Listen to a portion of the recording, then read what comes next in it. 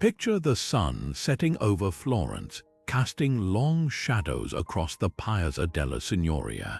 The air hums with whispered secrets, the clink of gold changing hands, and the unspoken tension of men who wield power like daggers. This is the world of the Italian city-states, a place where loyalty is currency, betrayal is routine, and the wrong move could mean a knife in the dark or a cup of poisoned wine. Behind every grand facade, behind every masterpiece commissioned, there's a story of ambition, cunning, and survival.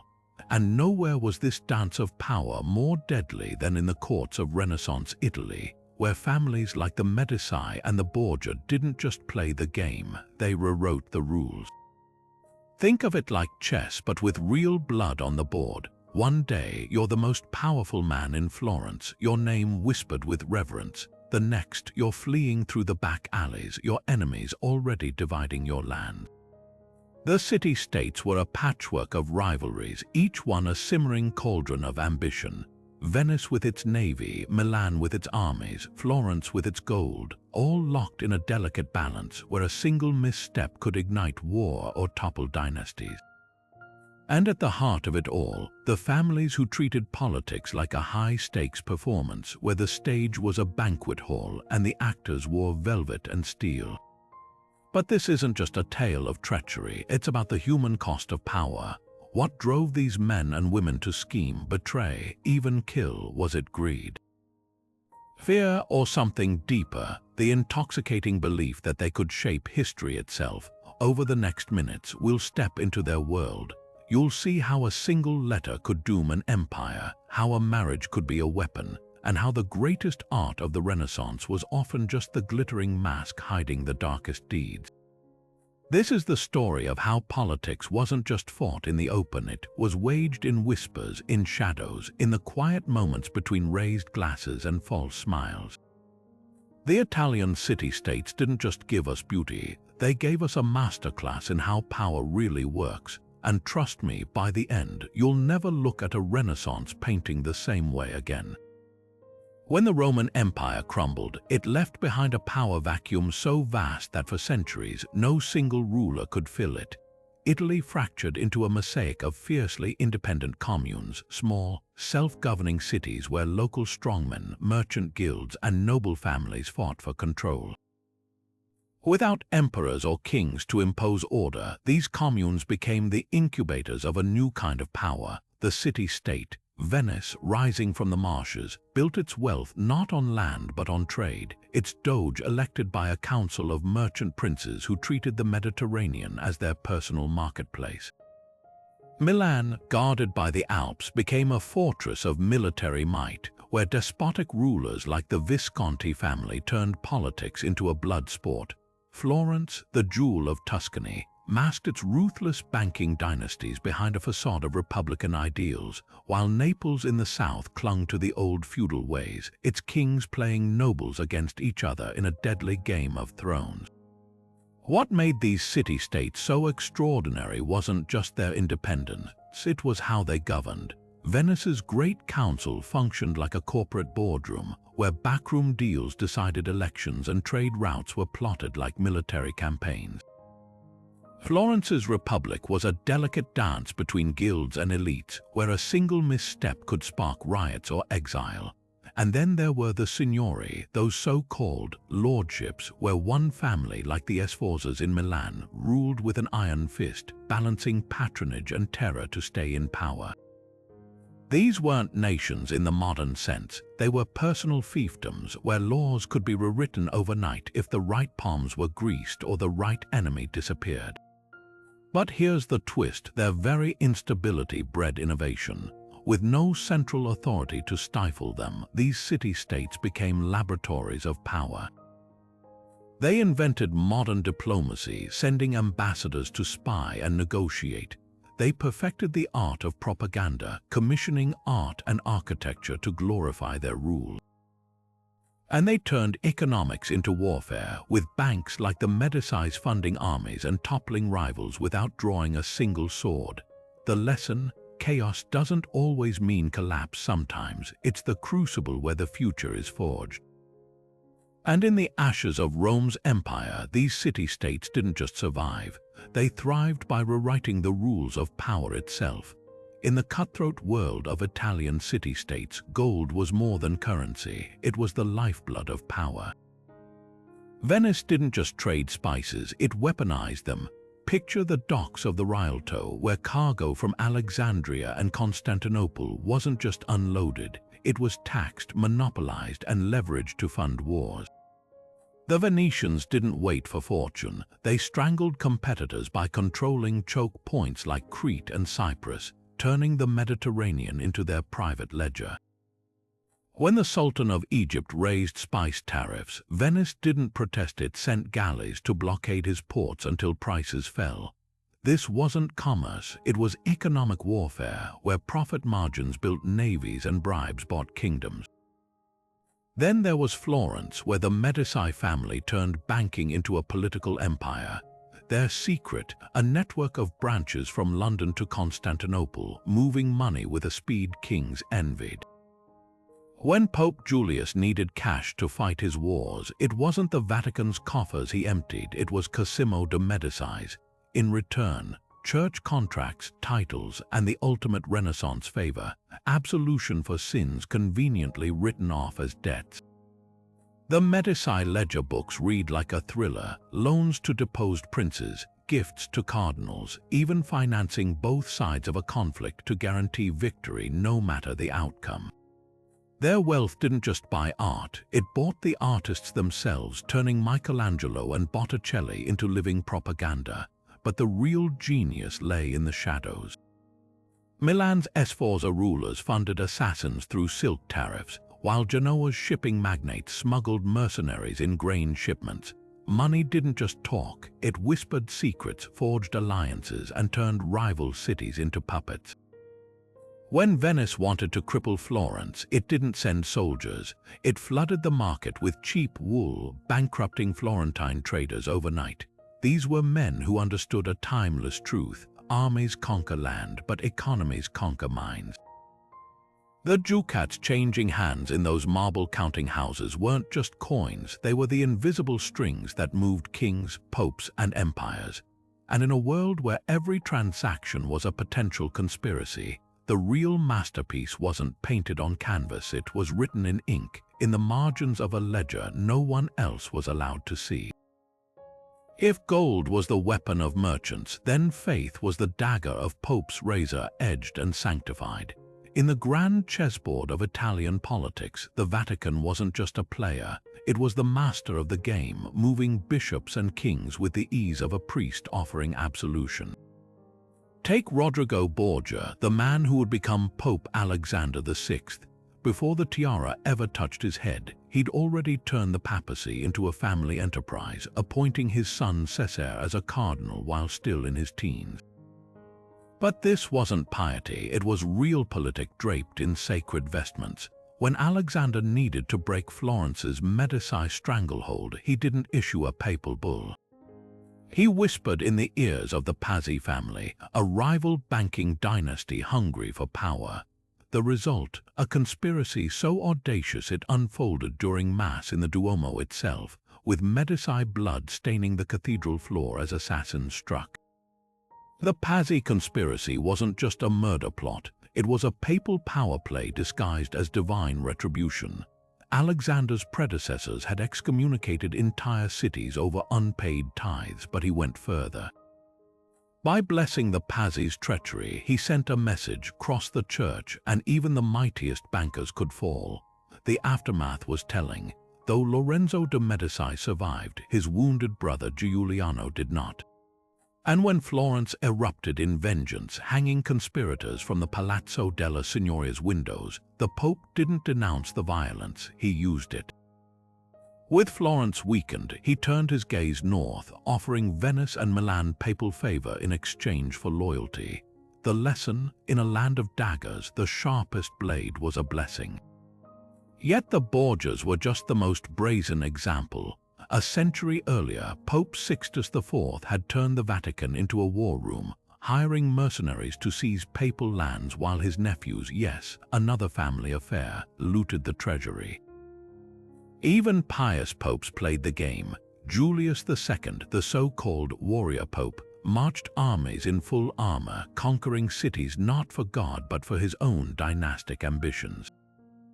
The irony, these were men who held the keys to heaven, yet they ruled like kings of the earth.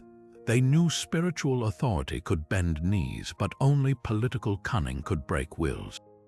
And in the shadow of St. Peter's Basilica, where pilgrims prayed for salvation, the real miracles were the ones performed with poisoned wine, forged documents, and the cold calculus of power. The city-states fought for gold and land, but the papacy, it played for souls, and in Renaissance Italy, that was the highest stake of all. Venice called itself the Serene Republic, but beneath the gilded domes of St. Mark's Basilica, fear was the real currency. The city's legendary Council of 10 weren't just rulers, they were architects of a surveillance state so thorough it would make modern dictators blush. Imagine walking past the Doge's palace and spotting the Bocca di Leone, the lion's mouth, a stone mailbox where citizens could slip anonymous denunciations against their neighbors. A whispered rumor about treason, a scrap of paper accusing a rival of tax evasion, even a fabricated claim of heresy. Once dropped into that carved maw, it triggered machinery far more lethal than any courtroom. The council didn't wait for proof, they acted first and asked questions never. Midnight was when they struck. Masked bargemen would glide through the canals, their oars muffled, stopping at the homes of the accused. No warrants, no trials, just the swift, silent justice of the Republic. One moment, a merchant might be asleep in bed. The next, he'd vanish into the Piombi, the notorious lead-roofed prisons where summer heat turned cells into ovens. The lucky ones were exiled. The rest, their families received letters describing accidents, drownings, falls from windows, sudden illnesses, all stamped with the council's wax seal. Even the Doge wasn't safe. When Marino Faliero dared plot a coup in 1355, the 10 beheaded him on the palace staircase, erasing his portrait from the Great Hall as if he'd never existed. But the council's true genius lay in their cryptographers. Venice's spies used cipher techniques so advanced they wouldn't be matched for centuries. Ambassadors carried encrypted dispatches, their codes changed weekly to foil interceptors. One slip of a cipher key could mean a diplomat's throat slit in a back alley, his body weighted with stones in the lagoon. And when words failed, there were the assassins, the Esburi, trained killers who blended into carnival crowds, their stilettos sharpened for precision. They'd strike during masquerades, their victim collapsing amid laughter and music, the killer vanishing behind a plaster mask. The lesson: Venice's power wasn't built on galleons or gold alone. It thrived because its rulers understood something timeless. Terror, wielded selectively and silently, can paralyze an entire society. The Lion of St. Mark didn't just roar, it whispered, and those whispers kept the Republic standing long after its rivals crumbled. For 500 years, while kingdoms rose and fell, Venice endured, not because it was the most virtuous, but because it was the most ruthless, and in the end, that was the real secret behind the Serene Republic's smile. Florence called itself a republic, but that was the greatest illusion of all. On paper, the city boasted democratic institutions, councils, guilds, elected officials, a system designed to prevent any one man from seizing power. Yet behind the marble facade of the Palazzo Vecchio, the Medici family pulled every string. Their method wasn't brute force, it was something far more insidious. They turned politics into a performance where the stage was rigged before the curtains even rose. Take the elections. Technically, any guild member could be chosen for office, but the Medici made sure the right names ended up in the selection bags. Their allies controlled the committees that handpicked candidates, stacking the deck with loyalists, and if an opponent somehow slipped through, a sudden tax audit, it might derail their career, or a well-timed bribe could persuade them to step aside. The Medici didn't need to abolish democracy, they simply made sure it always landed in their favor. even the famed Balia, emergency councils formed in crises, became their tools. When the Pazzi conspirators struck, Lorenzo de' Medici didn't seize power openly. He let the people demand a Balia to restore order, one conveniently packed with his supporters, granting him unchecked authority for the good of Florence. Then there was the art of patronage. Lorenzo, dubbed the Magnificent, didn't rule with decrees, he ruled with favors. A struggling sculptor received a commission just as his rent came due. A merchant's son found a prestigious apprenticeship after a quiet word from Lorenzo's agents. Even rival families discovered that crossing the Medici meant frozen credit lines and mysteriously cancelled contracts. The message was clear: loyalty bought prosperity and defiance meant ruin. But Lorenzo's true mastery lay in the shadows. After surviving the Pazzi assassination attempt, he didn't just execute the conspirators, he rewrote the narrative. Poems and paintings celebrated his bravery, casting him as Florence's savior. The Medici Bank quietly financed public festivals, turning the city's streets into a theater of gratitude. By the time the dust settled, the Republic's institutions still stood, but everyone knew who held the keys. The brilliance of this system, it left no fingerprints. There were no crown jewels, no throne, just a network of debts and dependencies so vast that challenging it meant challenging the very fabric of Florentine society. Lorenzo could stand in the Piazza della Signoria, hands raised in humility, while his shadow stretched across every law passed, every judge appointed, every coin minted. Florence wasn't a dictatorship, it was something far more modern, a democracy where the votes were free, but the outcomes were anything but. And in that delicate balance of illusion and control, the Medici didn't just rule Florence, they defined an era. Milan's rulers didn't wear crowns, they wore armor, and their court wasn't a palace but a battlefield. The Visconti family crest said it all, a viper swallowing a child whole. This wasn't just symbolism, it was a warning. When Matteo Visconti seized power in the late 1300s, he didn't bother with elections or treaties. He locked his rivals in the dungeons beneath the Brolto, Milan's courthouse, and left them to starve. But the Visconti's true innovation was turning dinner parties into executions. At one infamous banquet, guests admired a golden bowl of fruit, until the guest of honor bit into a pear laced with arsenic. By dessert, he was convulsing on the floor while the host, Luchino Visconti, sipped his wine. The message: in Milan, even a meal could be a death warrant. Then came Galeazzo Maria, the duke who turned cruelty into spectacle. He kept a personal torturer on staff, a man skilled in flaying skin while keeping victims conscious. But Galeazzo's fatal mistake was believing his own terror would protect him. On December 26, 1476, he strode into the church of Santo Stefano for Christmas Mass, surrounded by guards.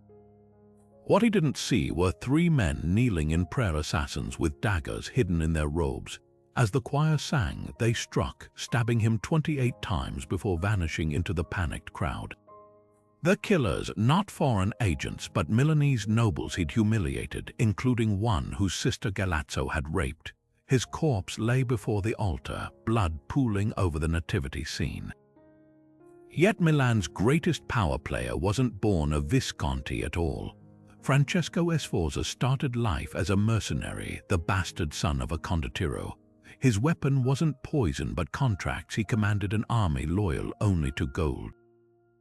When the last Visconti duke died without an heir, Sforza didn't invade. He married into the family, then besieged his own city to liberate it. Starving Milanese threw open the gates, and Sforza marched in not as a conqueror but a savior. His first act, pardoning Galeazzo's murderers, proving he understood Milan's unwritten rule. Violence was permissible, but incompetence was unforgivable. The Sforza reign that followed was a masterpiece of calculated brutality. They built libraries and cathedrals while quietly eliminating rivals. Leonardo da Vinci designed war machines for them, but their real engineering marvel was fear, a system where art flourished because dissent didn't. When a rebellious count once boasted he'd overthrow them, Ludovico Sforza didn't send soldiers. He sent a gift, a beautifully crafted box, inside the man's own severed hand.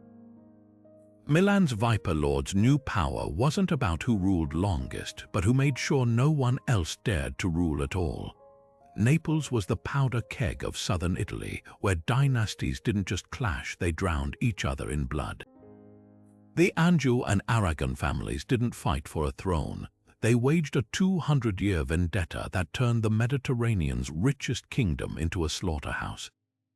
It began with a betrayal so cold it set the tone for centuries. Charles of Anjou, installed by the Pope as Naples' ruler in 1266, thought he'd secured his lineage. But the Aragonese kings across the sea saw his lands as their birthright, a claim stitched into their family banners. The first strike came at sea, where Aragonese galleys ambushed Anjou fleets, their decks slick with the blood of sailors who'd never even seen the crown they died for. Then there was Queen Joanna I, the woman whose reign became a parable of how power ate its own. Brilliant and ruthless, she navigated a court where her own family plotted against her. 4 husbands, 2 dead under suspicious circumstances, 1 she had annulled, and the last who may have strangled her with his own hands, the official story. She died imprisoned in 1382, smothered by a silk pillow. The truth, her cousin Charles of Durazzo, hungry for her throne, likely ordered the hit. But the irony was thicker than castle walls. Charles didn't live to enjoy his victory. Hungarian mercenaries, paid by Joanna's allies, hunted him down and beheaded him in a muddy field. Enter Alfonso V of Aragon, the king who treated war like theater. When Naples' walls proved unbreakable in 1441, he didn't retreat, he staged the ultimate deception. His men loaded grain ships not just with wheat, but with soldiers crammed into false compartments beneath the holds. As the Neapolitans unloaded what they thought was tribute, Aragonese fighters erupted from the cargo like demons from a myth. By dawn, Alfonso dined in the enemy's own hall, his knife slicing fruit from their gardens. Yet the real tragedy wasn't the battles, it was the cost. Naples' fertile fields became battlegrounds, its universities burned, its libraries looted. The Anjou-Aragon feud wasn't just about crowns, it was about erasure. Each side wiped the other's names from monuments, burned their portraits, even dug up their ancestors' bones and tossed them into the sea. By the time Aragon finally claimed victory, Naples was a shadow of itself, a kingdom where the only law left was the one written in blood. And that was the cruelest lesson of all. In the Game of Thrones, even the winners lose. In Renaissance Italy, murder wasn't just a crime, it was policy with a blade. Take that Easter Sunday in 1478, when the Papacy conspirators chose the holiest moment of the Mass to strike. As the priest raised the Eucharist, knives flashed in the Florence cathedral. Lorenzo de' Medici barely escaped, slashing back with his own dagger as his brother Giuliano collapsed, bleeding from 19 wounds. But this wasn't just an attack, it was political theater. The assassins timed their strike for the elevation of the host, when the entire congregation would be kneeling with bowed heads. The message, even God's grace couldn't shield the Medici from their enemies. Then there was Galeazzo Maria Sforza's assassination, a spectacle so brutal it shocked even jaded contemporaries. On the day after Christmas, as Milan celebrated the season of peace, 3 young noblemen approached their duke in church. Their daggers found his ribs before his guards could react, the attack so frenzied that one blade snapped off in his chest. But what's chilling isn't just the violence, it's the aftermath. The killers weren't hunted down like animals. They were given a trial, complete with defense attorneys, because even regicide had rules in the city-states. Their confession, Galeazzo had raped their sisters and stolen their lands, making the murder not just vengeance but the people's justice. The Sforza dynasty learned the hard way. Tyranny might keep you in power, but it never kept you safe. Perugia's Baglioni family took blood feuds to operatic levels. In 1500, during a wedding meant to unite two rival branches of the clan, swords suddenly rang out in the banquet hall. Grifonto Baglioni, the ambitious young groom, had plotted to massacre his own kin mid-celebration. His men slaughtered uncles and cousins at the tables where they just toasted family unity. But the real twist came when Grifonto's mother confronted him in the blood-slicked courtyard. Instead of praising his ruthlessness, she cursed him for killing without securing total victory, leaving survivors who would inevitably hunt him down. She was right. Within weeks, the remaining Baglioni cornered Grifonto in the streets and cut him to pieces. His last words, a plea to his cousin, the great condottiere Gian Paolo Baglioni, to finish him quickly. Gian Paolo, obliged, then took control of the family, proving once again that in Italian politics, every massacre created opportunities for someone. These weren't random acts of violence, they were the unwritten taxes of power. Rulers understood that governing meant accepting a brutal equation. The higher you climbed, the more enemies you made, and eventually someone would come to collect. The Medici survived by turning paranoia into an art form. Lorenzo's bodyguard ate first at every meal to test for poison. The Sforza employed food tasters who sampled each course minutes before it reached the Duke's lips. Even the Borgias, masters of the stealth kill, fell victim to their own methods when Cesare Borgia drank wine meant for someone else and spent months recovering from the toxins. What's startling is how openly these plots were discussed. Ambassadors wrote home detailing assassination rumors with the same nonchalance as grain prices. Niccolò Machiavelli famously observed that conspiracies succeeded not through complex planning, but because rulers ignored warnings. Their belief in their own invincibility became their fatal flaw. The Italian city-states created a world where murder wasn't the failure of politics, but its natural continuation. Every dagger thrust carried multiple messages: for the victim's allies, a warning; for the assassin's backers, a statement; and for the watching crowds, a chilling reminder that no ruler, no matter how powerful, was beyond reach. In the end, the real mystery isn't why so many leaders were killed, it's how any of them dared to sleep at all. Poison was the aristocrat's perfect crime, silent, deniable, and dressed in the finery of a gift or a toast. No family mastered this dark art like the Borgias, whose infamous cantarella became the stuff of nightmares. Modern chemists analyzing exhumed remains from their era found traces of arsenic and phosphorus, but the real horror was in the delivery.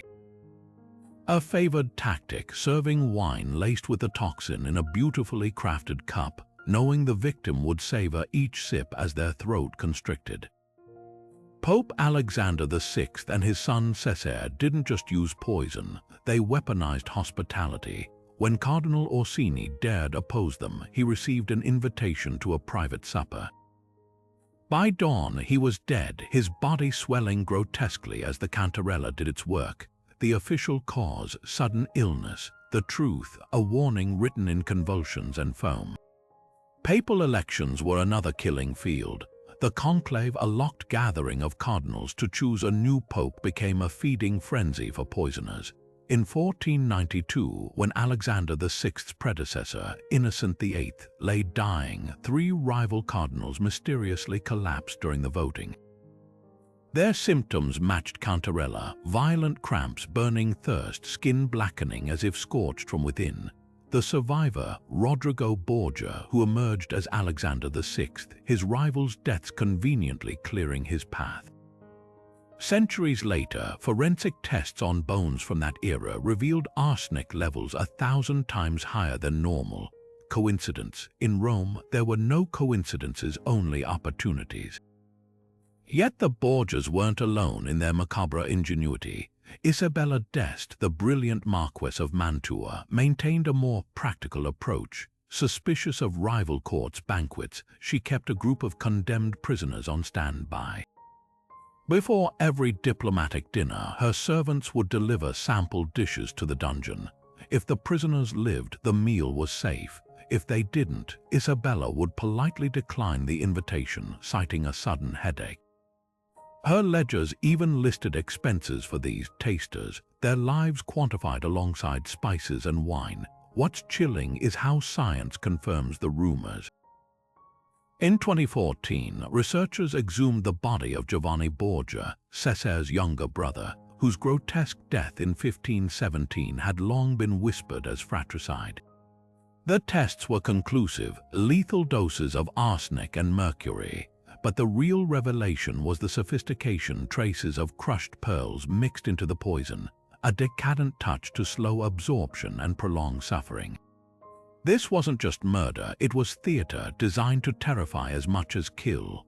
The lesson: in a world where power was measured in secrets, poison was the great equalizer.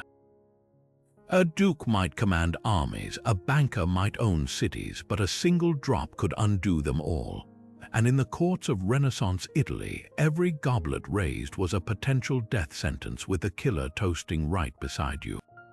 The ink might have looked innocent, just another merchant's letter about silk prices or grain shipments. But in Renaissance Italy, those pages held secrets that could topple cities. The Medici didn't just run banks, they operated the most sophisticated intelligence network in Europe, with coded dispatches crisscrossing the continent like invisible threads. Cosimo de' Medici's real genius wasn't his accounting ledgers. It was his letter cipherate, encrypted messages penned in ciphers so complex that even modern cryptographers struggle to crack them. Take the infamous Medici Codex, a 5-symbol system where numbers represented entire phrases, like 2-4, meaning the Duke of Milan is mobilizing troops. To outsiders, it read as gibberish. To Cosimo's agents, it was a battle plan whispered across borders without a single spoken word. Venice elevated spycraft to an art form. Their ambassadors weren't just diplomats, they were master cryptographers trained to write in inchiostro simpatico sympathetic ink made from lemon juice or urine, invisible until heated over a candle. One surviving dispatch from 1483 reveals how a Venetian agent in Milan intercepted Sforza battle plans by bribing a laundress to steal the Duke's linen. The intelligence, written between the lines of a laundry list in lemon juice, detailing troop movements for an invasion of Tuscany. Venice's Council of 10 rewarded the spy with a promotion, and the laundress with a knife in the dark to ensure her silence. But the real espionage wars played out in the Vatican's shadows. When Pope Pius II suspected his private secretary of leaking secrets, he didn't confront him. He planted fake documents, a fabricated letter about a non-existent Hungarian revolt, and waited. Within days, Milanese agents were scrambling to verify the threat, exposing the mole. The Borgias took it further, employing Jewish scholars exiled from Spain to create unbreakable ciphers. Their masterpiece, a double encrypted system where each letter was replaced by another, and then scrambled again using Hebrew numerology. Even if an enemy cracked the first layer, the message remained nonsense without the second key. Yet the most chilling example comes from Urbino, where Duke Federico da Montefeltro kept a library of forged seals. His spies could open any letter, copy it, and reseal it with a perfect replica, leaving the sender none the wiser. When the Duke's rivals in Naples sent a coded plea for help to Florence, Montefeltro's men intercepted it, altered the message to request less troops, and sent it onward. The Neapolitans waited in vain for reinforcements that never came and fell to Urbino's armies within weeks. This wasn't just cloak and dagger theatrics, it was the birth of modern intelligence. These rulers understood something timeless. Information isn't power, controlled information is. And in a world where one intercepted letter could mean war or ruin, the real battles weren't fought with swords. They were fought in the flicker of candlelight, where a spy's quill could rewrite fate itself. Marriages in Renaissance Italy didn't unite hearts. They merged armies, swapped cities, and ignited wars with a kiss. Take Bianca Maria Visconti, the Milanese princess whose dowry wasn't just gold or jewels but a ticking time bomb. When her father, Duke Filippo Maria, betrothed her to Francesco Sforza in 1441, the contract included something staggering: territorial claims to Tuscan lands Florence considered its own. This wasn't a wedding gift, it was a calculated provocation. The moment the ink dried, Florence erupted, knowing those parchment promises were tantamount to a declaration of war. The ceremony's grandeur, Bianca in cloth of gold, Sforza in gilded armor, couldn't mask the truth. Their union was a siege engine disguised as a sacrament, and the bloodshed that followed proved it. Then there was Lucrezia Borgia, history's most infamous pawn-turned-player. At 12, she was engaged to a Spanish nobleman until her father, Pope Alexander VI, needed stronger allies. The engagement vanished like smoke. At 13, she married Giovanni Sforza of Pesaro, a union that lasted just 4 years before the Borgias decided the Sforzas were expendable. The annulment claim, Giovanni was impotent, a humiliation so brutal he countered by accusing Lucrezia of incest with her own brother. The Vatican's response: a signed confession extracted under threat of torture, and a new husband already waiting, Alfonso of Aragon, a strategic match to secure Naples. But when the Borgias pivoted to France, Alfonso's usefulness expired. He was strangled in his bed by Cesare's henchmen, leaving Lucrezia free to marry Ferrara's duke. 3 marriages, 3 political maneuvers, each groom chosen not for love but for the chessboard of Italy. The real artistry lay in the contracts themselves. A Medici bride's dowry might include forgiving her family's debts to the papal treasury. A Venetian doge's daughter could gift her new husband trading rights in Constantinople, rights her father fully intended to revoke later. These weren't unions, they were loopholes in human form, drafted by lawyers and sealed with rings. When Isabella d'Este married Francesco Gonzaga, their wedding contract specified that Mantua's artillery would defend her native Ferrara in wartime, a clause that later saved her brother's duchy from invasion. But the darkest twist, the women who turned the game against their captors. Caterina Sforza, wed to a Medici puppet ruler, became a widow at 26 only to seize her husband's fortress at Forli, defying both assassins and invading armies. When enemies threatened her children, she famously lifted her skirts on the battlements, shouting she had the mold to make more. In a world where marriages were battle plans, these women learned to fight with every weapon they had, even their own wombs. The Italian city-states didn't just trade daughters like coins. They created a generation of women who studied the ledger, counted the dead, and eventually wrote their own terms. The mercenaries of Renaissance Italy didn't fight for flags or faith, they fought for the highest bidder, and loyalty evaporated faster than morning mist. At the center of this cutthroat marketplace stood the condottieri, warlords who commanded private armies for hire, turning warfare into a business transaction. Sir John Hawkwood, the Englishman who became Italy's most feared mercenary, didn't conquer cities. He auctioned his services to whoever piled gold highest. One season, he'd be slaughtering Florentine troops for Milan. The next, he'd defect mid-campaign because Florence offered a fatter contract. His battles weren't won with cavalry charges, but with secret handshakes in candlelit tents, where enemies became allies overnight if the price was right. The condottieri's genius, or perhaps their villainy, was understanding that dead soldiers couldn't collect pay. Battles became elaborate dances of feints and maneuvers, where the goal wasn't annihilation but humiliation. Take the infamous Battle of Zaganara in 1424, where Milanese and Florentine mercenaries clashed and not a single man died. The armies circled each other for hours, exchanging token volleys of arrows before the Milanese commander, Niccolo Piccinino, allowed himself to be captured, a staged surrender to preserve his troops' market value. The Florentines cheered their bloodless victory while both sides pocketed their pay. War wasn't hell, it was theater, and the condottieri were its star actors, scripting outcomes over wine the night before. But the real shock came when cities realized they'd created a monster. Mercenary captains like Braccio da Montone didn't just serve rulers, they became them, carving out personal fiefdoms with their private armies. When the Pope tried to stiff Braccio on payment, the mercenary turned on him, seizing Perugia and ruling it as his own kingdom until his enemies hired his former lieutenant to betray him. Even death couldn't stop the commerce. Hawkwood's corpse was such a prized symbol that Florence paid his widow to repatriate his bones, then entombed them in their cathedral as a warning. Loyalty, even bought, had limits. The lesson: in a land where every man had his price, the condottieri exposed the rotten core of Renaissance politics. They proved that swords could be sheathed for silver, that honor was just another line item in a contract, and that the real art of war wasn't strategy, it was accounting. Long after their battles faded from memory, their ledgers remained, filled with numbers that told the truth. In Italy's mercenary markets, blood was cheaper than gold.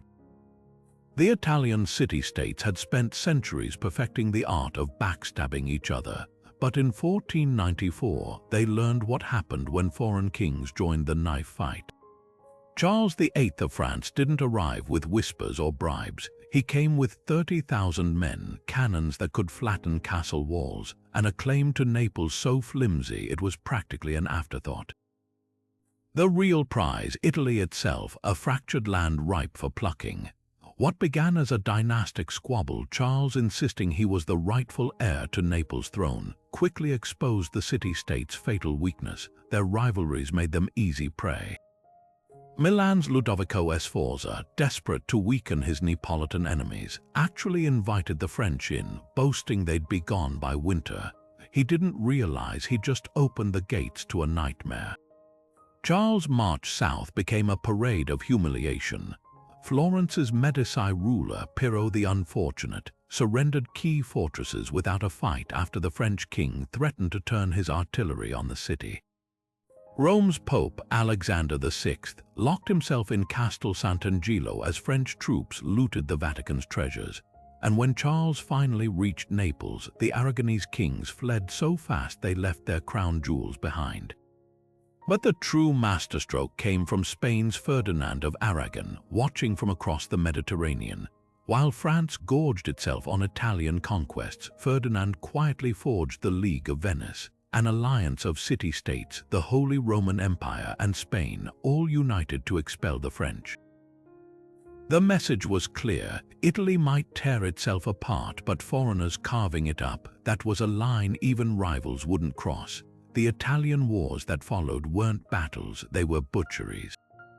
At Fornovo in 1495, French knights drowned in their own armor, trapped in river mud as Venetian mercenaries picked them off like ducks in a pond. Spanish tercios, those ruthless infantry squares, marched up the peninsula, their pikes turning Florentine piazzas into killing floors. And all the while, the city-states kept betraying each other, swapping sides so often that maps of alliances became obsolete before the ink dried.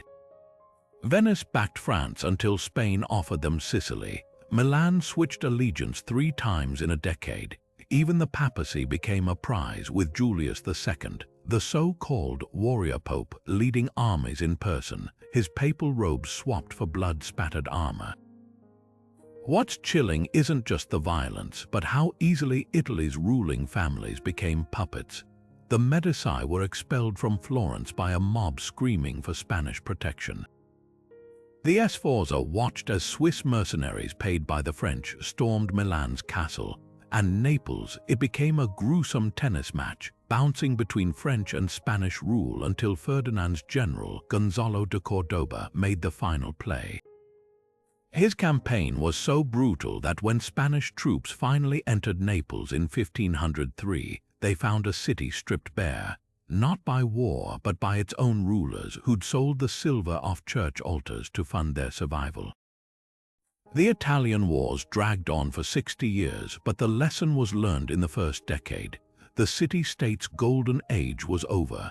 Their artful intrigues, their delicate balance of power, none of it mattered when empires arrived with armies that didn't care for bribes or poetry. By the time the dust settled, Spain owned half the peninsula, the Habsburgs controlled the north, and Italy's once proud republics, they were just beautiful carcasses picked clean by vultures in royal crowns. The tragedy wasn't that they fell. It's that they never saw the chains coming until they were already locked. In Renaissance Italy, art wasn't just beauty, it was ammunition in a relentless propaganda war, where brushes and chisels forged public opinion as decisively as swords shaped borders. Take Michelangelo's David, that marble colossus unveiled in Florence in 1504. To modern eyes, it's a masterpiece of human anatomy, but to Florentines trembling under the threat of Medici return and foreign invasion, it was a defiant political statement. The Republic commissioned the statue to stand outside Palazzo Vecchio, its unflinching gaze locked on Rome where the exiled Medici plotted their comeback, and its sling casually draped over one shoulder, a silent warning. Florence might appear vulnerable, but it was always ready to strike. The choice of David, the biblical underdog who toppled a giant, wasn't accidental. It declared the city's identity as God's chosen underdog against tyrants, even as the real Medici agents circulated bribes in the streets below. Venice took a subtler approach, using art not to provoke but to perfect the illusion of stability. When Titian painted Doge Andrea Gritti, he didn't just capture the ruler's likeness, he fabricated an aura of divine authority. The portrait shows Gritti bathed in golden light, his robes weighted with embroidered lions, the symbol of Venice, one hand resting on a globe as if the Mediterranean orbits around his fingers.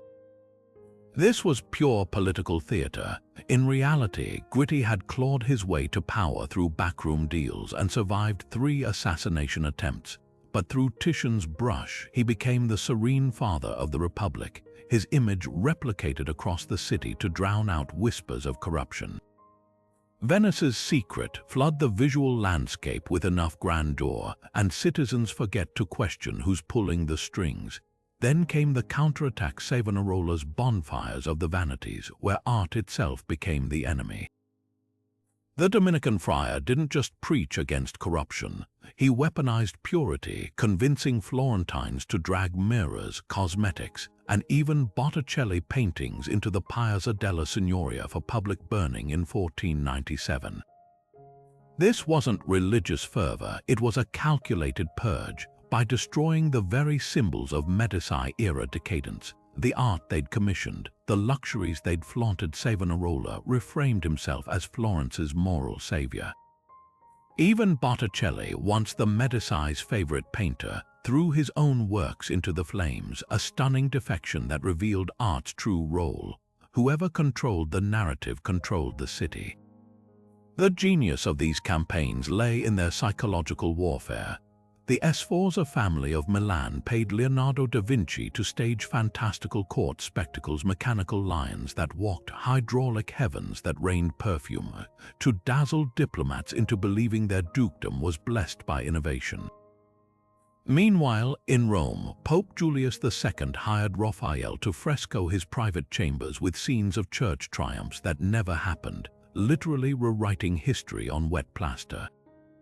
These rulers understood something radical. In a world where most citizens were illiterate, images didn't just decorate walls, they reprogrammed minds.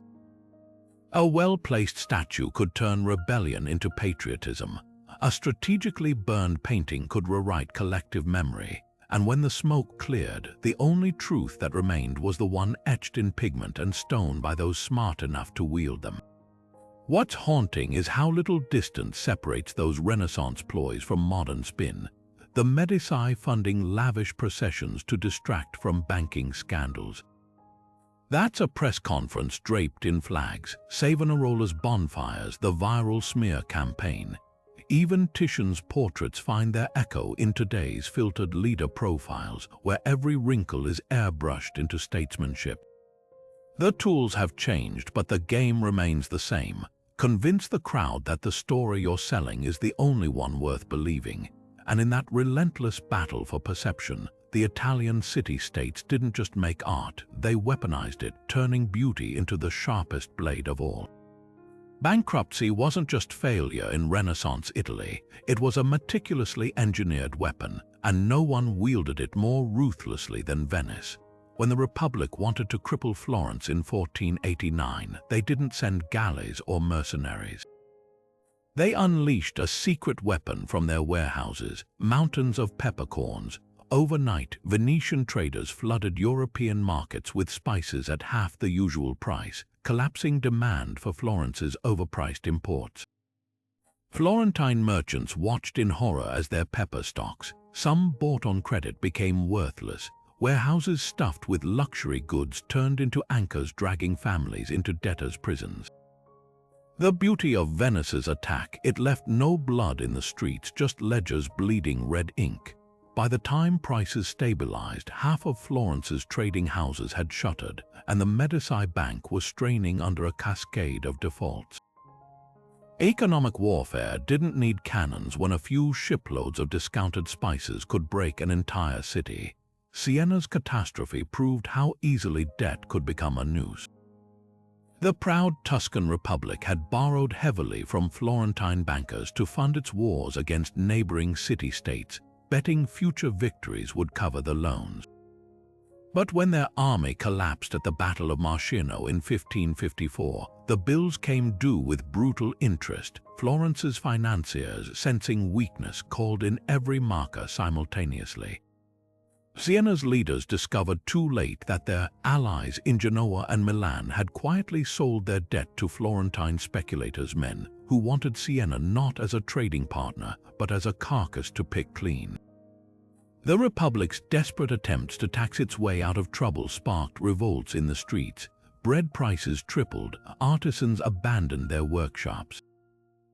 Within 2 years, Sienna wasn't just bankrupt, it was hollowed out. Its independence surrendered to Florence in a humiliating treaty that turned its palaces into Medici vacation homes.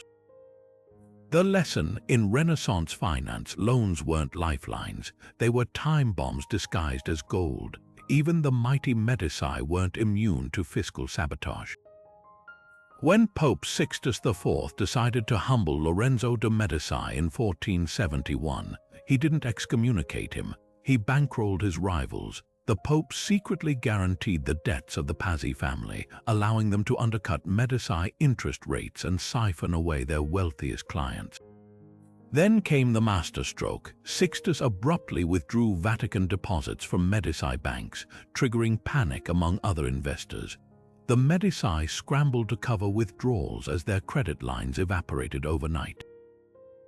Only Lorenzo's desperate gamble, smuggling his private silver collection to Venice for emergency loans, staved off total collapse, but the damage was done. The Papacy conspiracy that followed wasn't just about knives in the cathedral. It was the culmination of a financial siege designed to make Florence's ruling family vulnerable. Genoa's fall revealed the darkest truth of all. Sometimes bankruptcy wasn't a weapon, it was a contagion. When Spain's Philip II defaulted on his loans in 1575, he didn't just ruin himself. He took Genoa's entire banking elite down with him. The city's fortunes were so tied to Spanish silver that when payments stopped, Genoa's lenders found themselves owing more than their entire city was worth. Wealthy families who had financed emperors were reduced to pawning jewelry in back alleys. The crash was so devastating that for decades after, Italian merchants referred to financial calamities as doing a Genoa. What made these economic wars so chilling was their asymmetry. A farmer might never see the Venetian galleys or Florentine accountants destroying his livelihood, but he felt it when his landlord doubled rents to cover bad investments. Artisans found their guild protections voided when city councils sold legal monopolies to the highest bidder. Even victory could be fatal. After Milan conquered Pisa, it burdened the city with such punitive tariffs that its once thriving port became a ghost town. The real genius of Renaissance finance wasn't in creating wealth, but in weaponizing its absence. Because when the account books bled, it wasn't just coins that vanished, it was kingdoms, republics, and futures. And in the ink-stained fingers of those who controlled the ledgers, that power proved deadlier than any army. Venice's Piombi prisons weren't just cells, they were psychological experiments in despair. Tucked beneath the Doge's palace's lead roofs, these chambers turned summer into a slow cooker and winter into a tomb. Political prisoners like the philosopher Giordano Bruno, accused of heresy, didn't just face interrogation here. They faced the architecture of terror. The lead panels overhead amplified every scorching sunrise, turning the air thick enough to choke on, while guards paced the corridors in felt slippers to mute their footsteps. The silence was weaponized. You never knew when or if someone was coming for you, but the prisoners fought back with the only tools they had: nails, charcoal, and sheer defiance. On the walls of cell number 6, modern restorers uncovered a cryptic grid of symbols, part cipher, part survival log. One series of scratched lines counts the days between interrogations.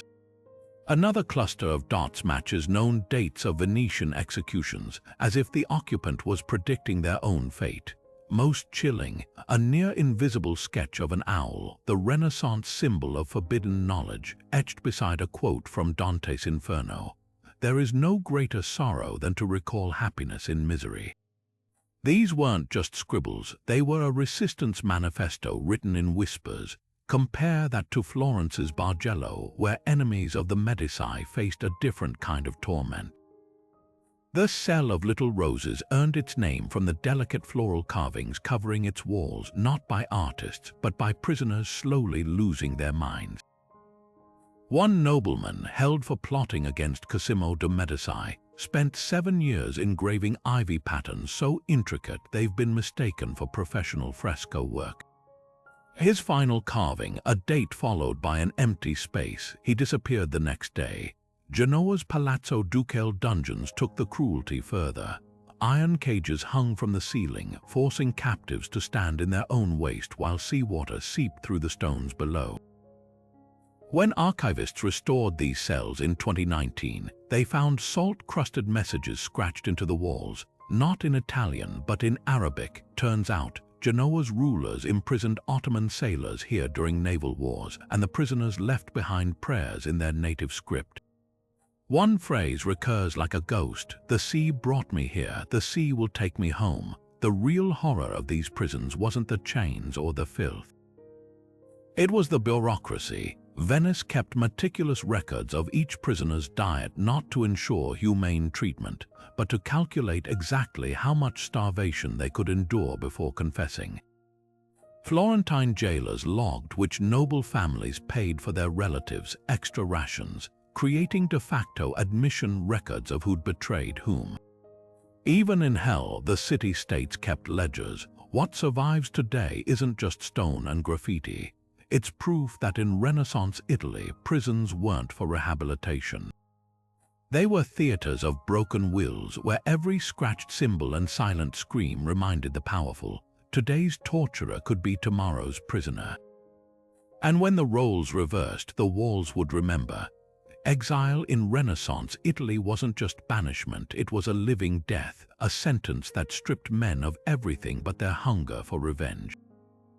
Take Cosimo de' Medici, Florence's unofficial ruler, forced to flee in 1433 after his enemies in the Albizzi family accused him of tyranny. But Cosimo didn't slink away to obscurity. From his gilded prison in Venice, where the Doge housed him lavishly to spite Florence, he orchestrated a shadow government. Letters coded in wine invoices flowed back to allies, instructing them to sabotage Albizzi tax reforms. Bankers loyal to Cosimo quietly froze municipal loans, strangling Florence's treasury until bread riots erupted. Within a year, the city was begging for his return, proving that exile could be sharper than any dagger when wielded by a man who turned absence into leverage. The Strozzi family took exile and weaponized it. Banished from Florence for opposing Medici rule, they didn't just mourn their palaces, they built a war chest. In Lyon, Filippo Strozzi transformed his banking exile into a mercenary factory, funding French invasions aimed at toppling the Medici, his most audacious move. Bankrolling the army of Charles VIII, the French king whose march into Italy in 1494 nearly shattered Medici control, Strozzi's gold bought more than soldiers, it bought legitimacy, turning a family of outcasts into kingmakers. Even after his eventual capture and suicide in a Florentine dungeon, his sons continued the fight from Rome, proving exile couldn't kill a name that refused to die. Then there was Caterina Sforza, the Tigress of Forli. When her husband was assassinated and she was held hostage by rebels, they demanded she surrender her fortress or her children would die. Her legendary response, mounting the ramparts, hiking her skirts, and shouting she had the mold to make more. But what followed was darker. After retaking Forli through sheer audacity, she was eventually overthrown by Cesare Borgia's armies and exiled to Florence. There, stripped of titles, she did the unthinkable. She wrote. Her memoirs, penned in bitter exile, weren't just confessions, they were traps. Pages dripped with coded accusations, naming Medici allies who'd secretly aided Borgia. The manuscript circulated like poison, sowing enough doubt to fracture Florence's ruling circles. Even in chains, Caterina proved exile could be a weapon if you knew how to sharpen words. The cruelest twist, exiles often became more dangerous outside the city walls than they'd ever been inside. Pandolfo Petrucci, the Borgia of Siena, was banished after a rival faction seized power. From his refuge in Naples, he didn't just plot, he studied. Watching Spanish viceroys crush dissent with mercenaries, he copied their tactics. When he bribed his way back into Siena 2 years later, he arrived with a private army of Spanish-trained killers. Within weeks, his enemies dangled from the Palazzo Pubblico's windows, their deaths choreographed to mirror the very empires that had inspired him. Exile hadn't broken Petrucci, it had educated him. These outcasts understood a brutal truth. Banishment wasn't an end, but a repositioning. The Medici wrote laws from Venice, the Strozzi bankrolled wars from France, and Sforza turned memoirs into missiles. Their stories reveal the dark genius of Renaissance politics, that power wasn't a place but a presence. And sometimes the most dangerous men weren't the ones sitting on thrones, but the ones watching from the shadows, counting the days until the wind shifted in their favor. Because in Italy's cutthroat chess game, even the exiled pieces could still checkmate a king. The heresy trials of Renaissance Italy weren't about piety, they were political purges disguised as divine justice. Take Savonarola, the firebrand friar who dared to challenge the Medici's grip on Florence. His downfall wasn't sparked by theological debates, but by a single miscalculation. He underestimated the power of spectacle. When Pope Alexander VI demanded his silencing, the Florentine Signoria didn't just arrest him. They staged an ordeal of the cross, a grotesque theater where Savonarola's fate hinged on a miracle that was rigged to fail. The rules: 2 champions, one loyal to the friar, one to his enemies, would walk through flames. Whoever emerged unscathed would prove God's favor. But at the last moment, Savonarola's own allies hesitated, the crowd turned, and what should have been a trial became a lynching. The message was clear: challenge the status quo, and even heaven won't save you. Galileo's persecution followed the same script. When his telescopic discoveries threatened the Church's geocentric dogma, his enemies didn't debate science, they weaponized scripture. The real crime wasn't heresy, it was embarrassing Pope Urban VIII, once Galileo's patron, who took the astronomers' dialogue mocking church officials as a personal insult. The Inquisition's verdict in 1633 wasn't just about Earth's place in the cosmos. It was a warning to every thinker in Italy. Innovation had limits, and those limits were set by men in red robes. Even the trial procedures themselves were masterclasses in psychological torture. Suspects were interrogated in windowless chambers, their questions repeated for hours until exhaustion bred confession. Witnesses were often anonymous, their accusations read aloud by monotone clerks while the accused stood mute. And the ultimate trick, offering mercy in exchange for recantation, a deal that spared lives but shattered reputations. When philosopher Giordano Bruno refused to renounce his belief in infinite worlds, they burned him at the stake. When poetess Olympia Marotta fled Ferrara for Protestant Germany, her entire library was torched in effigy. The goal wasn't just punishment, it was erasure. The darkest irony, many accusers were just as guilty as their victims. Cardinal Caraffa, who spearheaded Rome's crackdown on heretical books, was later convicted of sodomy himself. The same bishops who condemned Galileo for defying church doctrine quietly used his star charts to calculate Easter dates. These trials exposed a brutal truth. In Renaissance Italy, heresy wasn't a sin, it was a label applied to anyone who threatened the balance of power. And the only thing harder than surviving an inquisition was living with the silence it left behind. Cesare Borgia's so-called murder glove is one of history's most tantalizing myths, a leather gauntlet supposedly lined with poisoned spikes designed to kill with a handshake. But the truth is even colder. Vatican archives recently unearthed correspondence between Cesare and a papal chemist detailing something far more subtle. A hollow signet ring filled with a resinous paste laced with cantarella, the family's signature toxin.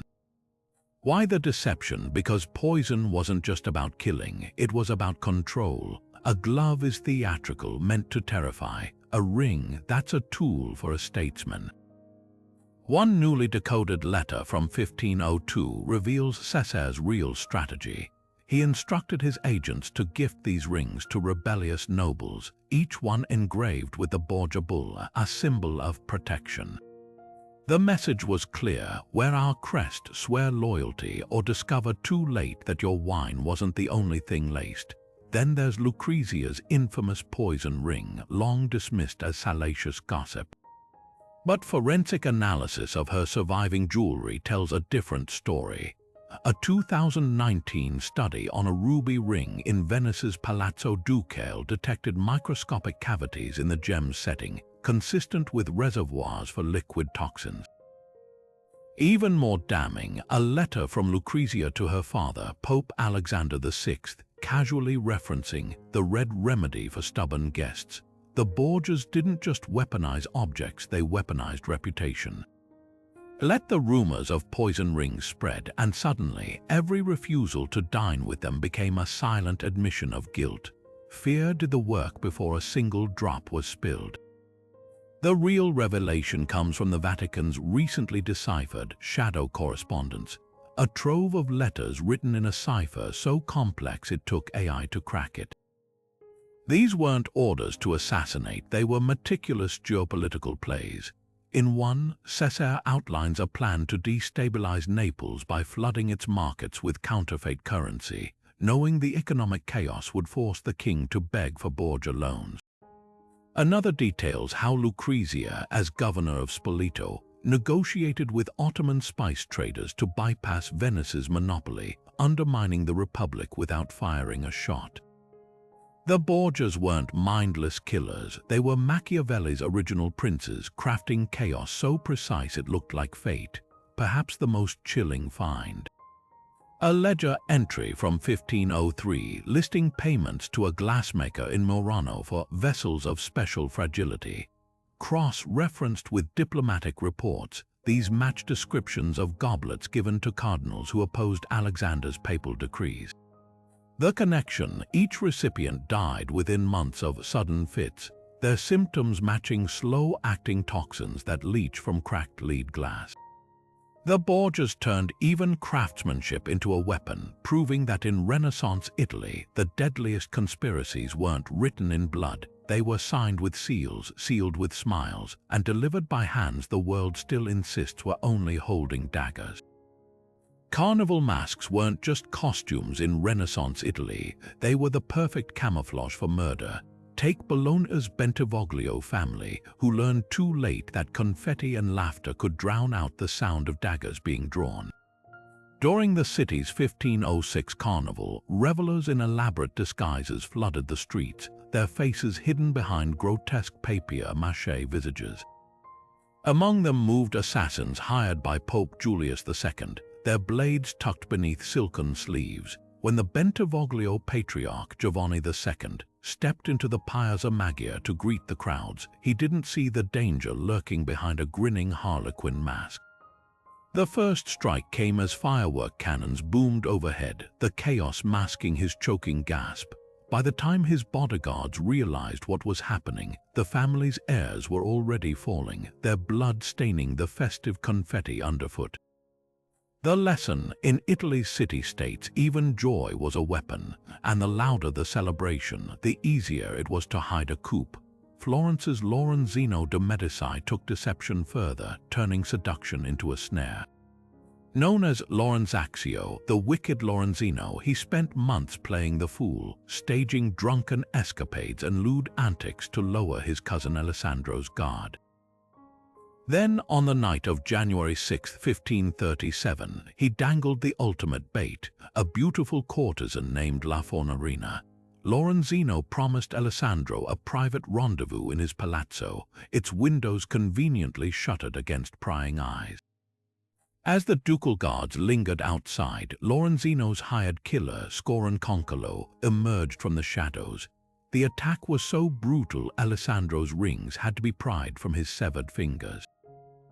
But the real genius wasn't the murder, it was the aftermath. Lorenzino fled to Venice, where he penned a manifesto framing the killing as a patriotic act, painting himself as Florence's Brutus. The city's Republicans cheered, unaware they'd been manipulated into applauding a man who simply wanted to replace one tyrant with himself. The Sienese weren't immune to such treachery either. During the Feast of St. Catherine in 1525, the Petrucci family hosted a banquet beneath the city's soaring cathedral arches. Guests marveled at the sugar sculptures and spiced wine until the final course arrived. Pandolfo Petrucci's sons clinked glasses with their rivals, the Bellanti clan, toasting unity. Minutes later, the Bellanti men convulsed, their goblets laced with cantarella. As they choked, Petrucci's mercenaries stormed the hall, slaughtering anyone who resisted. By dawn, the cathedral's floors were slick with blood, the saints' feast day forever rebranded as Red Easter. What made these festival traps so effective wasn't just the element of surprise, it was the way they exploited trust. In Bologna, the Bentivoglios believed Carnival's merriment made them invincible. In Florence, Alessandro assumed Lorenzino's buffoonery meant he was harmless, and in Siena, the Bellanti mistook a toast for truce. These weren't just murders, they were psychological operations designed to shatter the very idea of safety. Because in Renaissance Italy, the deadliest threats never came from enemies, they came from those who knew exactly how to wear a smile. Palaces in Renaissance Italy didn't just house rulers. They were labyrinths of paranoia where every corridor whispered secrets and every stone hid a trapdoor. Take Florence's Palazzo Vecchio, that fortress of power looming over the Piazza della Signoria. Behind its rusticated walls lay a network of clandestine staircases so narrow, Medici officials could vanish mid-meeting if a mob stormed the building. The most ingenious, the Duca di 18 staircase, a spiraling escape route concealed behind a false wall in the Salone dei Cinquecento. One moment, a hated bureaucrat might be addressing the crowd. The next, he'd slip through an unassuming panel, emerging blocks away at the Palazzo Pitti while protesters pounded on empty doors. These weren't just architectural flourishes, they were survival mechanisms for men who knew their reign could end at the first shout of revolt. Ferrara's Este family took defensive symbolism to another level entirely. Their diamond fortress, the Castello Estense, wasn't just a castle, it was a billboard in stone. The jagged, faceted walls served a dual purpose. Militarily, they deflected cannon shots better than flat surfaces. Politically, they proclaimed the Este's unbreakable resolve. But the real genius lay underground. Excavations revealed tunnels stretching beneath the city, connecting the castle to strategic palazzos and even the Jewish ghetto. During crises, these passages allowed the Duke to move troops unseen or spirit away allies, while his enemies above ground marveled at his apparent ability to materialize forces from thin air. Venice's Doge's Palace masked its secrets in plain sight. The Bridge of Sighs, that picturesque arch connecting the palace to prisons, was actually a psychological weapon. Condemned men would glimpse the lagoon's beauty one final time through its barred windows, a cruel reminder of the freedom they'd lost. Meanwhile, hidden above the palace's grand chambers ran the Piombi attic, where prisoners baked under lead roofs while the government's torturers worked in climate-controlled comfort below. The message was clear: justice might be blind, but the state's eyes were everywhere. Perhaps the most chilling example survives in Urbino's ducal palace, where Duke Federico da Montefeltro built his studiolo, a private study lined with exquisite wood inlays. At first glance, the panels depict scholarly tools, books, musical instruments, scientific devices, but shift your angle and the shadows reveal armed men lurking between the shelves. The Duke's quiet retreat doubled as a lethal warning. Even in solitude, violence was never far away. These structures reveal a darker truth about Renaissance power. Stability was an illusion, and every ruler knew it.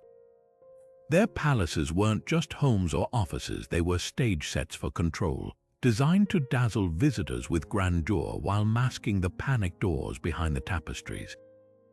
Because in Italy's city-states, the difference between a dynasty and a downfall was often just a hidden staircase, a bribed architect, or a single stone wall thick enough to muffle screams.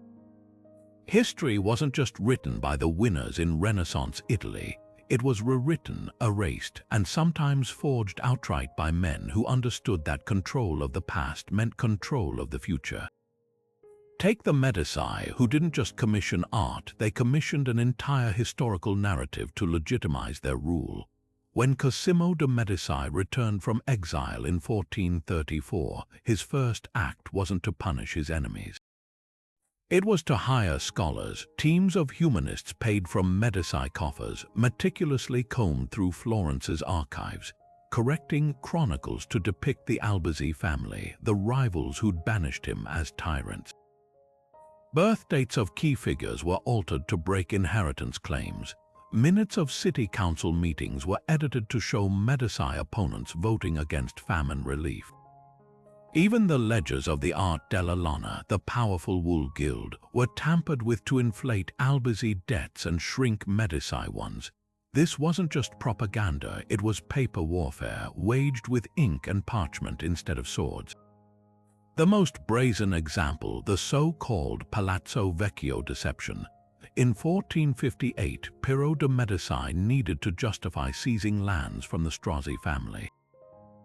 His solution, a team of forgers working in the palace basement, produced a rediscovered 12th century charter, complete with faded ink and wormholes, proving the disputed territory had always belonged to Medici ancestors.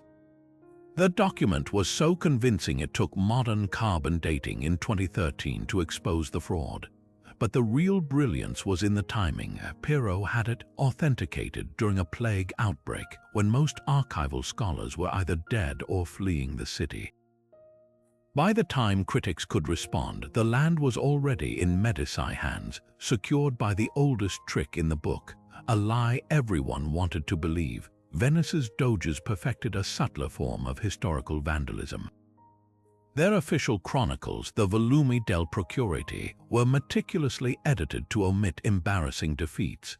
After the disastrous Battle of Agnadolo in 1509, where Venetian forces were routed by the League of Cambrai, not a single copy of the original battle report survives.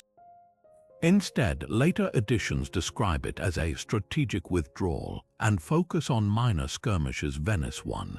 Even more audacious, the doges erased entire families from records.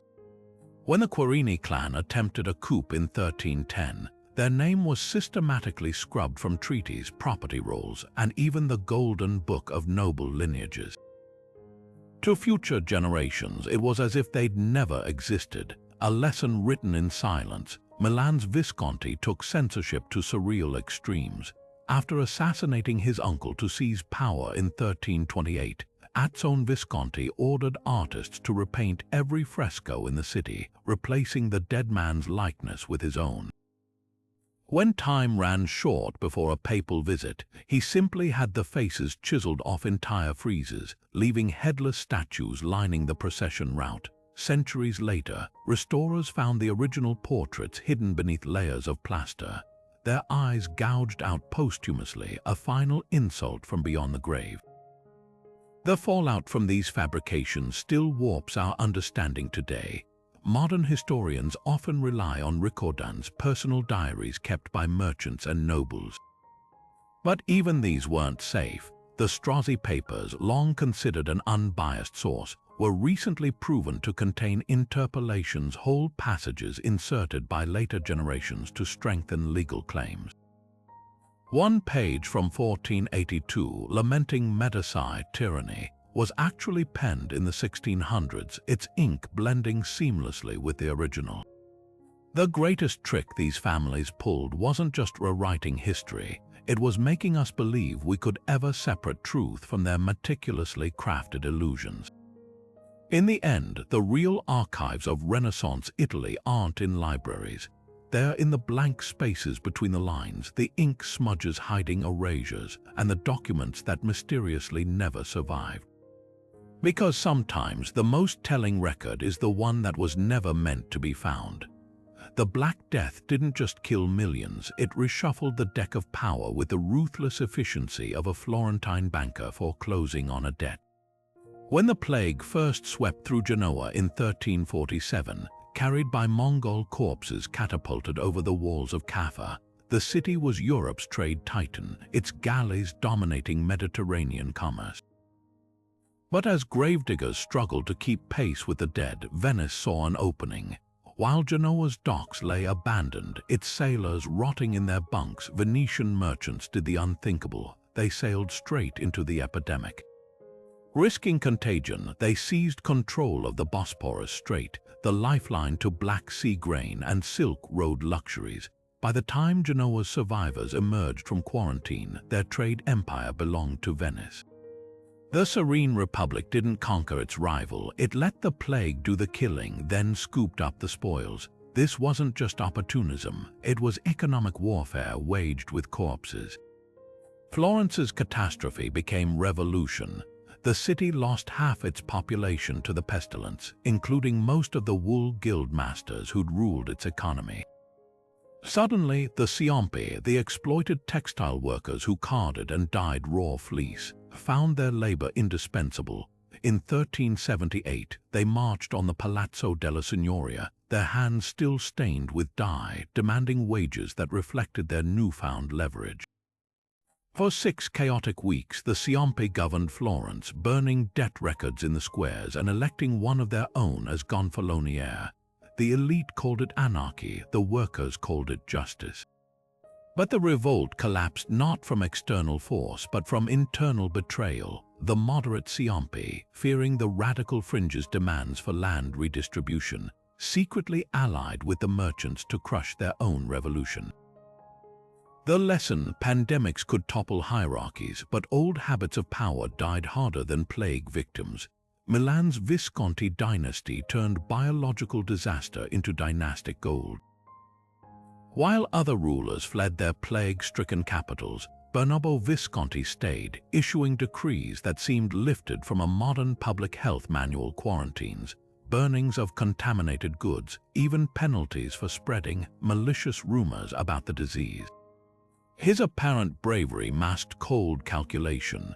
With Milan's nobility decimated, he confiscated their lands under the guise of emergency powers, amassing a personal fortune while posing as the people's protector. By the time the pestilence receded, Visconti controlled more territory than any previous Milanese lord, his authority unchallenged because so many potential rivals lay in mass graves.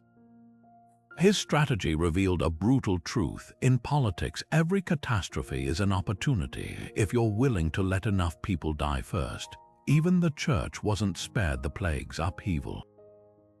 When the Black Death reached Avignon in 1348, killing a third of the papal court, it exposed the rot at Catholicism's heart. Surviving clergy demanded higher wages to perform last rites, while desperate believers turned to flagellant cults who preached that the plague was God's punishment for clerical corruption.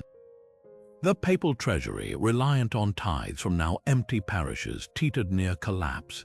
Out of this chaos rose Pope Innocent VI, who didn't just reform the church, he reinvented it as a financial engine.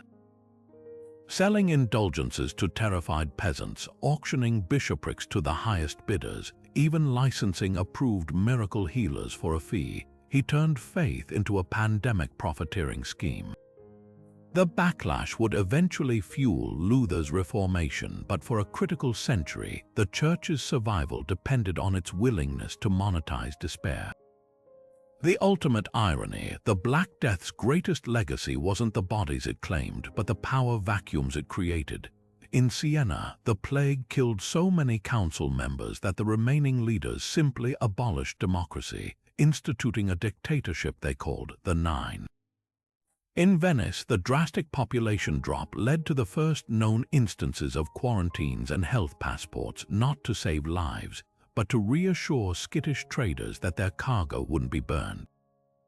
And everywhere, the sudden scarcity of labor meant serfs could demand wages, women inherited estates, and artisans found their skills suddenly priceless. The plague didn't just kill people, it killed assumptions, hierarchies, and the very notion that the old order was unshakable. In the end, the pestilence proved more revolutionary than any rebel army, because no fortress walls could keep it out, and no noble blood was proof against its touch. The real disease it spread wasn't Yersinia pestis, it was the terrifying idea that the world could change overnight, and that those who adapted fastest would inherit what remained. What the Italian city-states perfected wasn't just treachery, it was a blueprint for modern power. Every backroom deal in Venice's Great Council, every Medici ledger entry masking a bribe, every Borgia poisoning staged as misfortune, these weren't just historical footnotes. They were the first drafts of the playbook that still governs our world. Think about it, the balance of power doctrine that keeps nations in check.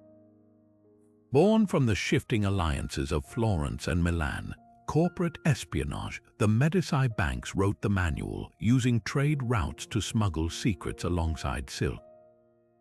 Even modern election tactics, smear campaigns, gerrymandering, astroturfing echo the whispers that once filled Renaissance piazzas, where reputation could be shattered by a well-placed rumor at a dinner party. Consider how today's diplomacy mirrors the cold calculus of Sforza mercenaries. When superpowers fund proxy wars or sanction rogue states, they're playing the same game Venice did, bankrolling others to fight while keeping their own hands clean. The United Nations, a polished version of the Italian League, where rivals smile through gritted teeth in gilded chambers. And let's not forget Silicon Valley's modern-day condottieri tech moguls who hoard data like Renaissance bankers hoarded gold, knowing information is the true currency of control. But here's the darkest legacy, the normalization of realpolitik. Machiavelli's infamous advice, "It's better to be feared than loved," wasn't philosophy.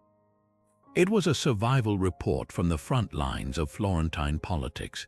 Now, it's embedded in everything from corporate boardrooms to social media algorithms that prioritize outrage over truth. The Borgias didn't invent fake news, but they mastered it, forging papal bulls and bribing chroniclers to rewrite history. Sound familiar? So as you scroll through curated news feeds or watch politicians spin scandals, remember, you're living in a world shaped by Renaissance schemers who turned deception into high art. The weapons have changed: cyber attacks instead of poisoned rings, lobbyists instead of assassins, but the game remains the same.